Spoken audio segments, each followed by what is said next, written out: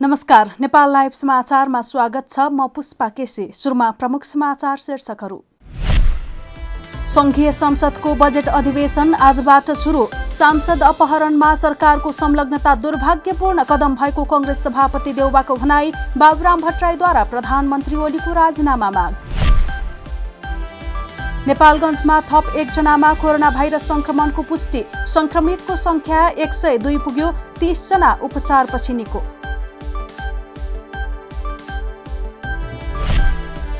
समाजवादीका सांसद डाक्टर सुरेन्द्र यादवको अपहरणबारे अनुसन्धान गर्न काठमाडौँबाट प्रहरीको टोली महोत्तरी प्रस्थान। अपहरण स्थल महोत्तरी भएकाले त्यही गएर अनुसन्धान गर्नुपर्ने देखिएको भनाई।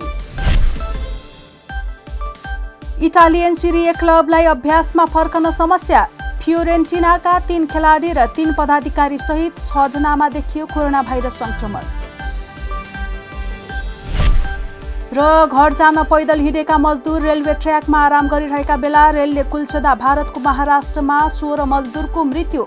घटनाको अनुसन्धान गर्न केन्द्रीय रेल मन्त्रीको निर्देशन।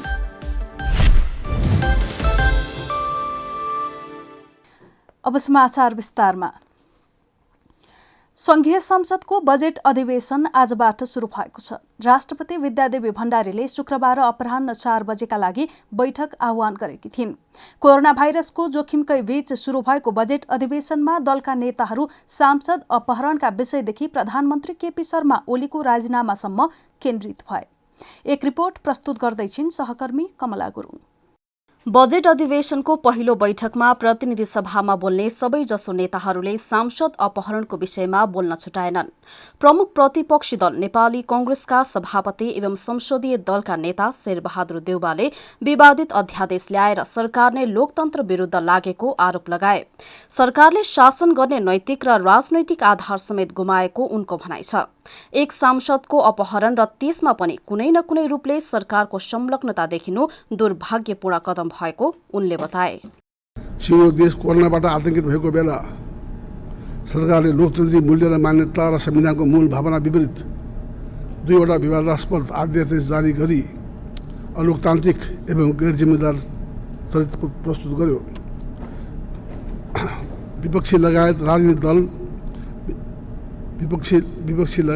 राजनीतिक दल र आम नागरिक सहित सबैको कोरोना विरुद्धको लडाइँमा एक भएर साथ दिइरहेको बेला दल विभाजनको अध्यादेश ल्याउनु र संवैधानिक परिषदको गरिमा समाप्त गर्न षड्यन्त्र गर्नु प्रधानमन्त्रीको नियोजित नीति भन्ने कुरा स्पष्ट छ। सभापति देउबाको अभिव्यक्ति लगत्तै सत्तारूढ नेपाल कम्युनिष्ट पार्टी नेकपाका संसदीय दलका उपनेता सुभाष नेमवाङले कुनै पनि सांसदको अपहरण हुन नहुने कुरामा आफ्नो दल स्पष्ट रहेको भन्दै त्यसको यथार्थ पनि यसै अधिवेशनमा आउने दावी गरे। यो देशमा हामीले संविधान निर्माण गरेर संविधानलाई कार्यान्वयन गर्ने सन्दर्भमा महत्त्वपूर्ण कार्यहरू त गरेका नै छौं। अझै केही कामहरू बाँकी छन्। त्यसमध्येमा शान्ति प्रक्रिया सम्बन्धी काम जुन हामीले महत्त्वपूर्ण रूपमा यहाँसम्म ल्याइ पुर्यायौं। यस्तै राष्ट्रिय जनता पार्टीका नेता राजेन्द्र महतोले केपी ओली नेतृत्वको 2/3 सरकार 2 कौडीको पनि नभएको आरोप लगाए। सरकारले जनताका पक्षमा कुनै पनि काम नगरेको आरोप लगाएका नेता महतोले आफ्नो पार्टीका सांसदलाई सरकारले नै गुण्डा पठाएको भन्दै आक्रोश समेत पोखे। लागो सहमुख महोदय, कुर्सी जोगाऊ कुर्सी पाऊ, यही धन्दामा लाग्यो। कुर्सी जोगाउने, कसरी कुर्सी पाउने, जनतासँग सरोकार नराख्ने, जनताको जीवनसँग सरोकार नराख्ने सरकार के को लागि हुन्छ? यस्तै बेला मौकामा, यस्तै संकट परेको बेलामा जनताले चाहिँ सरकारबाट रक्षा सुरक्षा खोजेको हुन्छ, राहत खोजेको हुन्छ। अनि त्यो संकटको बेला पनि सरकार चाहिँ काम नलागेपछि अनि के मतलब? काम नकाजको 2/3 शक्तिशाली सरकार जनतालाई पीडा पुर्याउनलाई जनताले भोट दिएको हो। समाजवादी पार्टीका संघीय परिषद अध्यक्ष डाक्टर बाबुराम भट्टराईले प्रधानमन्त्री केपी शर्मा ओलीको राजीनामा राजीनामा मागेका छन्। कोरोना भाइरसको संकटमा पनि देशका कार्यकारी नेतृत्व रातभर पार्टी फुटाउने षड्यन्त्रमा लागेको आरोप लगाए। भट्टराईले लकडाउनकै बीच सांसदलाई उठाएर ल्याउने कार्य निन्दनीय भएको भन्दै कानूनी कार्यवाहीको माग गरे। उनले यस बीचमा गम्भीर लोकतन्त्र र कानून विरोधी गतिविधि भएकाले प्रधानमन्त्री ओलीको पदबाट राजीनामा मागे। देश कोरोना महामारीको त्रासमा रहेका बेलामा समेत अनेक विवादमा फँसेको सरकारलाई आगामी दिनमा पनि आफ्नो बचाउ गर्न कठिन हुने देखिन्छ। कम्तीमा आजको बैठकमा उठेका विषयले त्यसको झल्को दिन्छ। झन नीति तथा कार्यक्रम र बजेटका सन्दर्भमा सांसदहरूको आलोचना अझ मुखरित हुन सक्ने अनुमान गर्न सकिन्छ। नेकपाका सांसदहरूलाई संघीय संसदको बजेट अधिवेशनमा दलगत एकता र विषयगत एकरूपता देखाउन प्रधानमन्त्री तथा नेकपा संसदीय दलका नेता केपी शर्मा ओलीले निर्देशन दिएका छन्।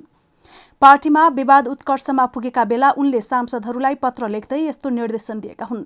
संसद अधिवेशन अघि संसदीय दलको बैठक कोरोना संक्रमणको त्रासका कारण बस्न नसकिएको बताउँदै उनले सक्रिय, समझदारीपूर्ण र एकताबद्ध भएर अघि बढ्न निर्देशन दिएका हुन्।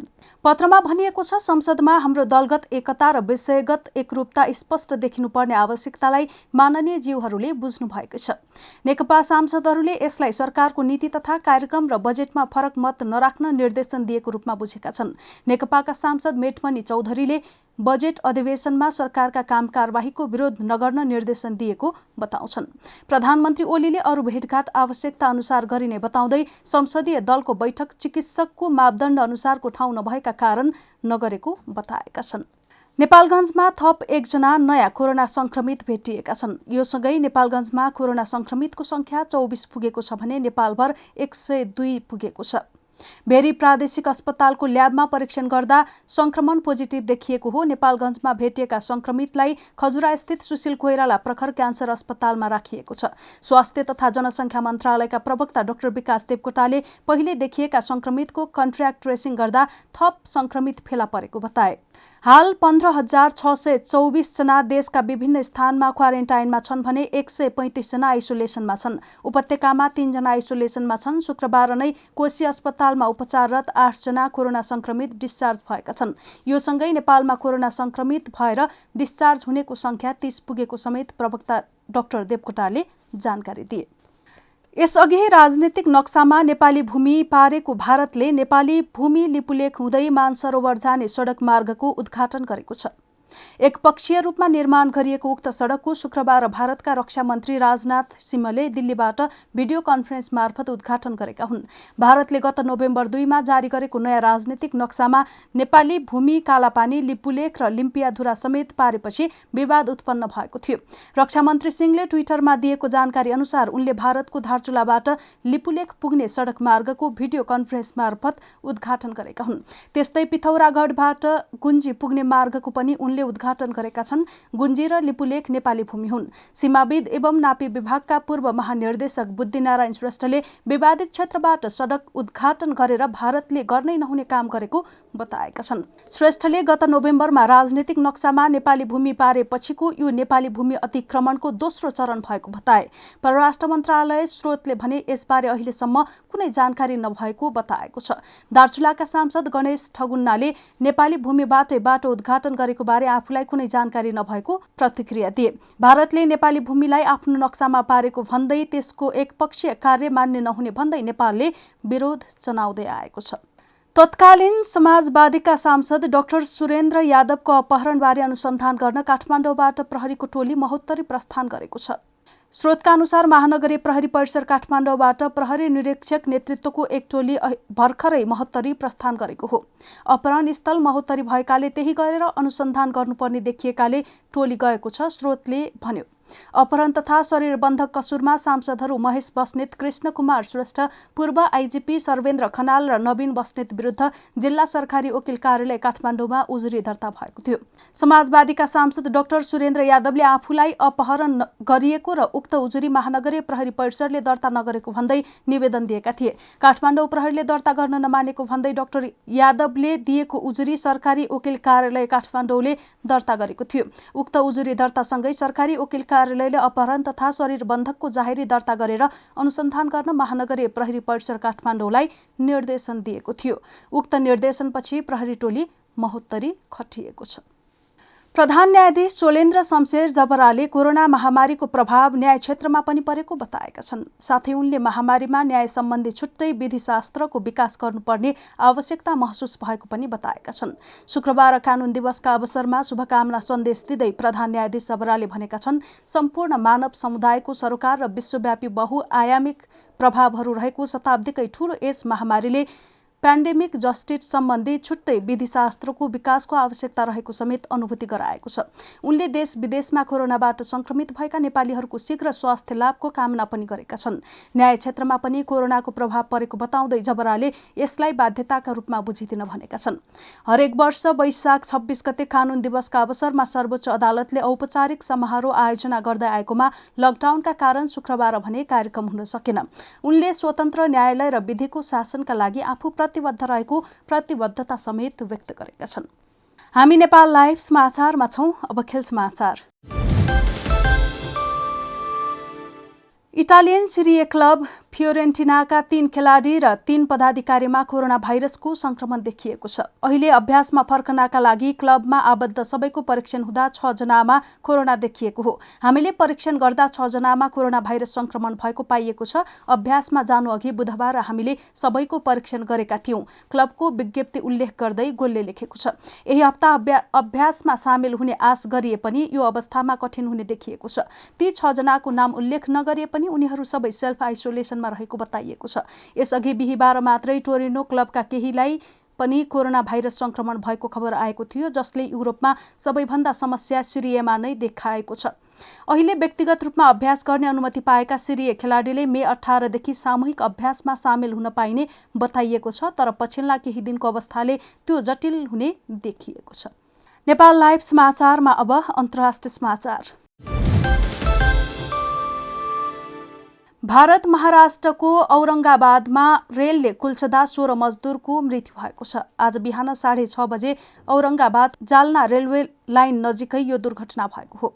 दुर्घटनामा अन्य कैयौं मजदुर घाइते भएका छन्। घर जान पैदल हिँडेका मजदुर रेलवे ट्र्याकमा आराम गरिरहेका बेला आएको रेलले कुल्चिएको हो। सबै मजदुर मध्य प्रदेशका थिए। मुख्यमन्त्री शिवराज सिंह चौहानले मृतक मजदुरका परिवारलाई 5-5 लाख राहत दिने घोषणा गरेका छन् भने केन्द्रीय रेल मन्त्रीले घटनाको अनुसन्धानका लागि निर्देशन दिएका छन्। उक्त मालवाहक रेलको केही खाली डब्बा मजदुरमाथि कुदेको थियो। दुर्घटना लगत्तै रेलवे, पुलिस फोर्स तथा स्थानीय प्रहरी घटनास्थल पुगेका थिए। भारतीय रेलवेले वक्तव्य जारी गर्दै औरंगाबादतर्फबाट पैदलै आएका मजदुर रेलवे ट्र्याकमा आराम गर्न बसिरहेका बेला रेलले कुल्चिएको जनाएको छ। प्रधानमन्त्री नरेन्द्र मोदीले ट्विट मार्फत घटनाप्रति दुःख व्यक्त गर्दै यसबारेमा रेलमन्त्री पीयूष गोयलसँग कुरा गरेको बताएका छन्। नेपाल लाइभ समाचार सकिएको छ। समाचारको अन्त्यमा प्रमुख समाचारका शीर्षकहरू फेरि एकपटक। संघीय संसदको बजेट अधिवेशन आजबाट सुरु। सांसद अपहरणमा सरकारको संलग्नता दुर्भाग्यपूर्ण कदम भएको कांग्रेस सभापति देउबाको भनाई। बाबुराम भट्टराईद्वारा प्रधानमन्त्री ओलीको राजीनामा माग। नेपालगञ्जमा थप 1 जनामा कोरोना भाइरस संक्रमणको पुष्टि। संक्रमितको संख्या 102 पुग्यो। 30 जना उपचारपछि निको।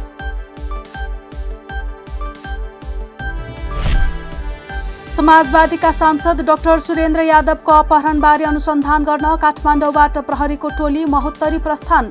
अपहरण स्थल महोत्तरी भएकाले त्यही गएर अनुसन्धान गर्नुपर्ने देखिएको भनाई। इटालियन सिरिए क्लबलाई अभ्यासमा फर्कन समस्या। फियोरेन्टिनाका 3 खेलाडी र 3 पदाधिकारी सहित 6 जनामा देखियो कोरोना भाइरस संक्रमण।